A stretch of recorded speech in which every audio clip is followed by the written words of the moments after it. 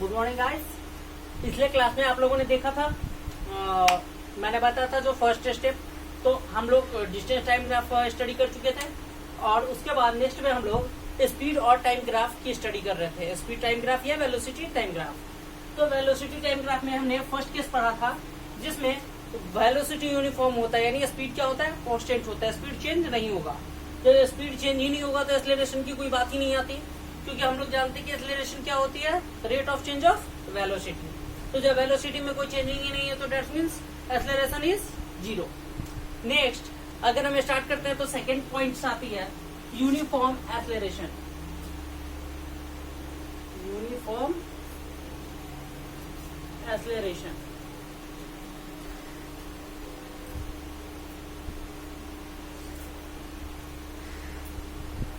अगर हम uniform acceleration की हम बात करते हैं तो इसमें हम जानते हैं ये हमारा टाइम और ये हमारा स्पीड।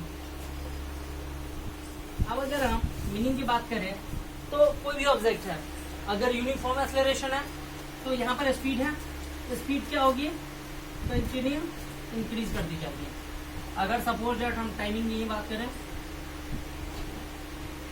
तो हम यहाँ पर कोई भी मीनिंग पी मान लेते हैं, वो है हमारा, ठीक है। वो अगर हम बात करते हैं वो पी, इसे हम पी मान लेते हैं, इसे हम क्यू और इसे हम यहाँ से ये आर मान लेते हैं। तो एक्सेलरेशन की हम बात करते हैं तो इसमें अगर हम मानते हैं इन ग्राफ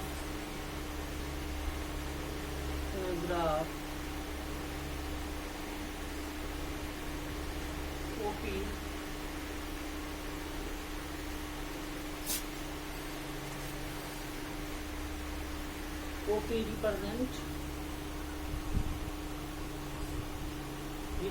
स्ट्रेट लाइन,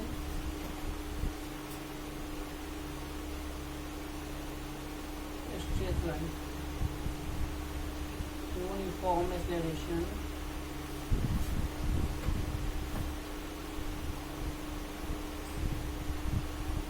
अगर ओपी हमारा यूनिफॉर्म एक्सेलरेशन शो ऑफ कर रहा है, ठीक है, ओक्यू हमारा क्या हो जाएगा, OP represent time, OP represent time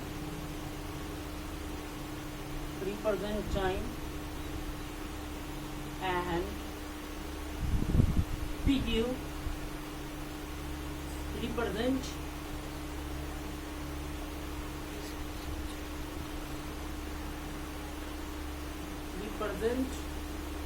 PQ क्या रिप्रेजेंट करेगा, speed, represent speed. PQ total speed कितना कवर किया इसने इनिशियल पॉइंट से लेकर फाइनल तक, और OQ इसने कितना टाइम कवर किया। तो अब अगर हम बात करते हैं एक्सेलरेशन की, तो एक्सेलरेशन बराबर क्या होता है, change in velocity by time, जो टोटल टाइम टेकन है।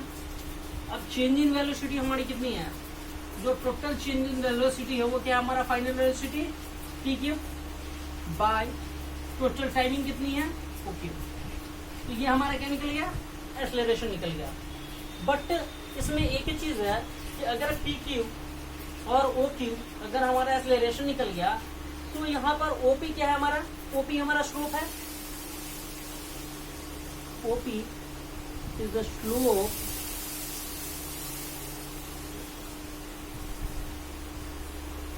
Slope of PQ and OQ, ठीक है, PQ एंड OQ। तो अगर ये स्लोप हो गया हमारा PQ और OQ का, तो ऐसी कंडीशन में अगर हम बात करें तो हमारा डिस्टेंस क्या निकलेगा। तो डिस्टेंस की अगर हम बात करते हैं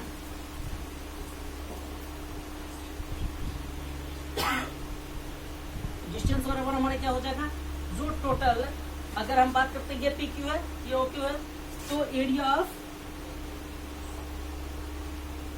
triangle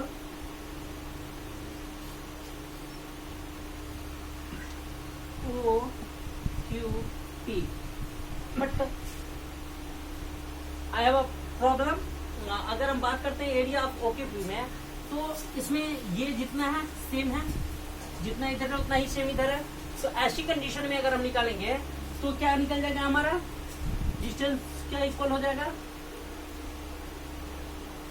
distance is equal to half area of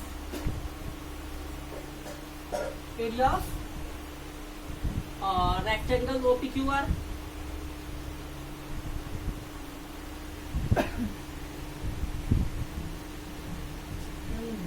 rectangle OPQ और बच OPQR, तो हमारा क्या निकल जाएगा डिस्टेंस OPQR यानी हाफ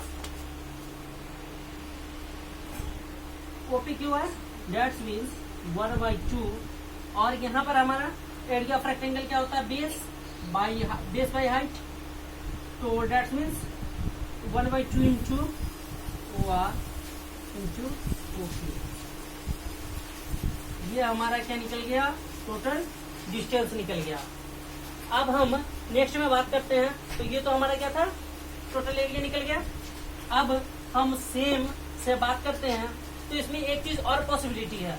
अगर ये हमारा क्या था, एक्सेलरेशन था, हमने जो निकाला हुआ एक्सेलरेशन में निकाला, बट अगर ये ट्राइंगल हमारा है, अगर ये हमारा ट्राइंगल है और किसी कंडीशन वश ये हो सकता है कि हमने जो स्टार्टिंग पॉइंट ली, वो स्टार्टिंग पॉइंट में गाड़ी शुरू होने की जगह पर डायरेक्टली स्टॉप हो रही है।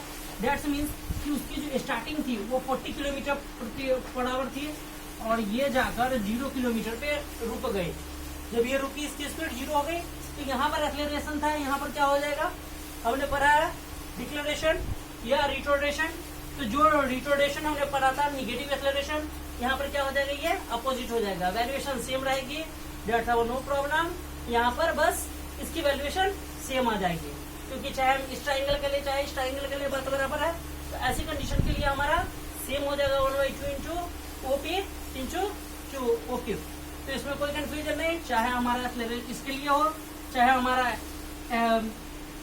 एक्सेलरेशन के लिए हो, चाहे हमारा डिक्लेरेशन के लिए हो, यानी दोनों में, चाहे हमारा एक्सेलरेशन हो या रिटोर्डेशन हो, दोनों में सेम वैल्यूएशन होगी। अब नेक्स्ट पॉइंट, तो आइए देखते हैं नेक्स्ट पॉइंट। अब एक चीज ये भी पॉसिबिलिटी है इसमें कि अगर हम बनाते हैं, अभी तो जैसे हमने बनाया, या तो गाड़ी स्टार्ट होगी शुरू से और स्टार्ट से 0 से स्टॉपेज से स्टार्ट होकर एक हाई पिकअप स्पीड तक यूनिफॉर्म वेलोसिटी में जाएगी, या फिर यूनिफॉर्म वेलोसिटी में ही एक हाई पिकअप पॉइंट से यानी 40-60 किलोमीटर से रिटोर्डेशन होकर 0 पर आ जाएगी। तो यहाँ पर क्या था, फाइनली या तो 0 से स्टार्ट होकर पिकअप पे जाएगी या पिकअप से स्टार्ट होकर 0 पर आएगी।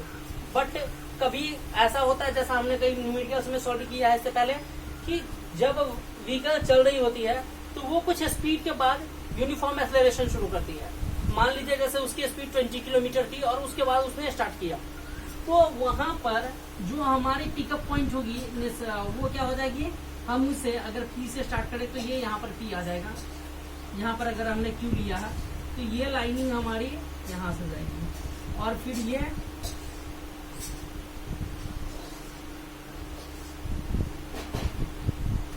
ये हमारी, या तो हम डायरेक्टली से इंडिकेट कर सकते हैं या फिर जो हमने डॉट लाइंस का सहारा लिया था।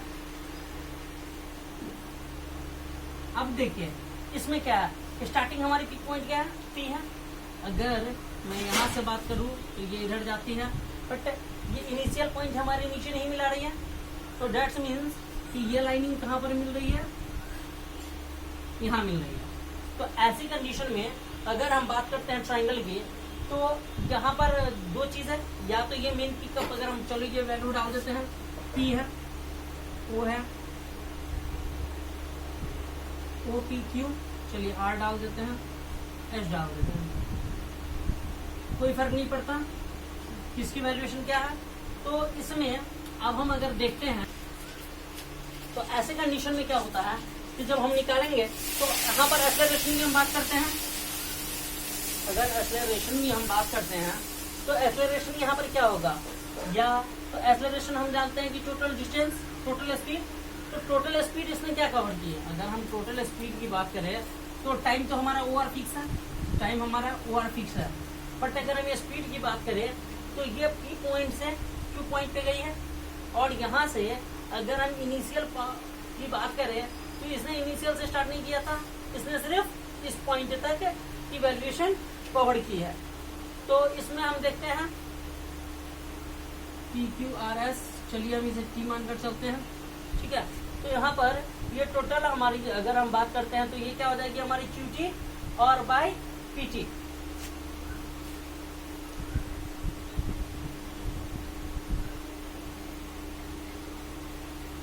Q T by P T.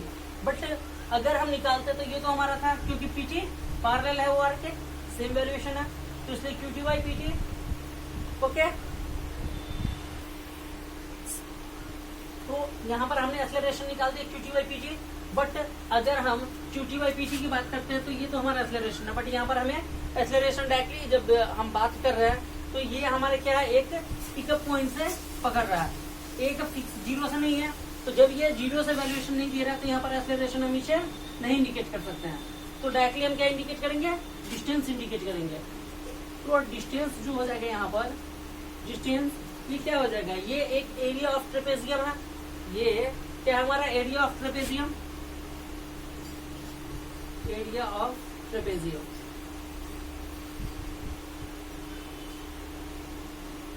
और एरिया ऑफ ट्रेपेजियम आप लोगों ने पहले पढ़ रखा है मैथ्स में। एरिया ऑफ ट्रेपेजियम बराबर क्या होता है, एरिया ऑफ ट्रेपेजियम बराबर, एरिया ऑफ ट्रेपेजियम बराबर होता है, क्या होता है हमारा, जो पैरेलल साइड्स होते हैं, ये पैरेलल साइड है और ये पैरेलल साइड है। अगर हम बात करें तो ओपी और क्यू आर पैरेलल साइड है, ठीक है, और ओ आर हमारा क्या है, जो इनके बीच का टाइम डिक्लेरेशन है वो है। तो अगर जब हम बात करते हैं एरिया ऑफ ट्रेपेजियम की, तो ये निकलता है okay, sum of two parallel side और two parallel side multiple height और बाय 2। अब देखते हैं हम area of trapezium, sum of two parallel side हमारा क्या हो गया, ये है और ये है। तो टू पैरेलल साइड हो गया हमारा OP plus Q R, Q R, और मल्टीपल क्या हो गया हमारा, हाइट क्या हो गया हमारा ओ आर। अगर हम ट्रेपेजियम की बात करें, ये अगर मान लीजिए कोई ट्रेपेजियम है हमारा, आप लोगों ने पढ़ा होगा, तो ये और मल्टीपल ये हमारा टोटल हाइट हो गया। तो हाइट हमारा क्या निकल गया, ओ आर और बाय 2, दैट्स ये हमारा एरिया ऑफ ट्रेपेजियम निकल गया। इस पर आप आसानी से कोई भी न्यूमेरिकल प्रॉब्लम आता है उसे आप सॉल्व कर सकते हैं, आसानी से बना सकते हैं। तो ये तो था आपका जो सेकेंड हमने पढ़ी थी। थर्ड है हमारा पॉइंट, और लास्ट पॉइंट है हमारा नॉन यूनिफॉर्म एक्सेलरेशन।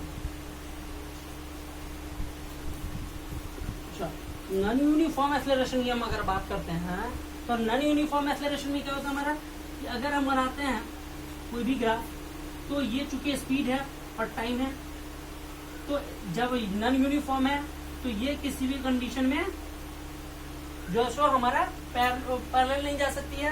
तो ये क्या देगी हमारा, पैराबोला देगी। पैराबोला हम लोग पढ़ चुके हैं, ये कर्व लाइन देगी। तो जब भी नॉन यूनिफॉर्म एक्सेलरेशन में रहेगी तो ये ग्राफ हमें क्या इंडिकेट करेगी, पैराबोला कर्व देगी, और इसमें जो एक्सेलरेशन होगा वो पैराबोला से ही निकलेगा। तो ये क्लियर नहीं रहेगा। ओके, इसके साथ आपका ये जो तीनों पॉइंट्स हैं जिसमें कि हमने जो टाइम ग्राफ था वो कंप्लीट हो गया। अब नेक्स्ट क्लास में हम लोग देखेंगे, हमने जो भी इससे पहले इक्वेशन बताया था मोशन का, उन सारे इक्वेशंस को हम लोग ग्राफिकली मेथड से कैसे प्रूव करना है इसको देखेंगे। तो इसे देखते हैं नेक्स्ट क्लास में। तब तक सारे न्यूमेरिकल्स आप लोग सॉल्व करके भेजिएगा। ओके।